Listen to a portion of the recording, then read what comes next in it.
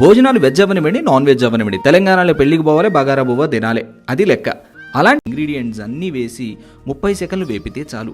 మిరియాలు మాత్రం ఏదో వేసామన్నట్లు మాత్రమే వేయాలండి. ఆ తర్వాత ఉల్లిపాయ చీలికలు, కరివేపాకు, పచ్చిమిర్చి చీలికలు, ఉప్పు వేసి ఉల్లిపాయ గోల్డెన్ బ్రౌన్ కలర్ వచ్చేంత వరకు వేపండి. ఉల్లిపాయ రంగు మారిన తర్వాత అల్లం వెల్లుల్లి ముద్ద వేసి వేపండి. ఆ తర్వాత 2 కప్పుల బాస్మతి బియ్యం, పుదీనా, కొత్తిమీర తరుగు కాస్త దండిగా వేసి మెతుకు విరక్కుండా నెమ్మదిగా 2 నిమిషాల పాటు వేపండి. ఆ తర్వాత బాస్మతి బియ్యానికైతే కప్పుకి కప్పు పావు చొప్పున నీరు పోసి హై ఫ్లేమ్ మీద 2 విజిల్స్ రానిచ్చి స్టీమ్ పోయేంత వరకు వెయిట్ చేయండి.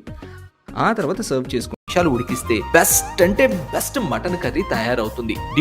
హైదరాబాద్ నుంచి బర్త్డే ఇక్కడ జరుపుకోవడానికి వచ్చినాం. ఫస్ట్ ఎప్పుడు ఇక్కడ తిరుపతికి వచ్చినా ఖచ్చితంగా ఇక్కడ లంచ్ చేయడానికి వస్తాం. 1 డే స్పెండ్ చేస్తాం. Good vibe. ఇంత మంచి వైబ్ ఎక్కడ దొరకదు.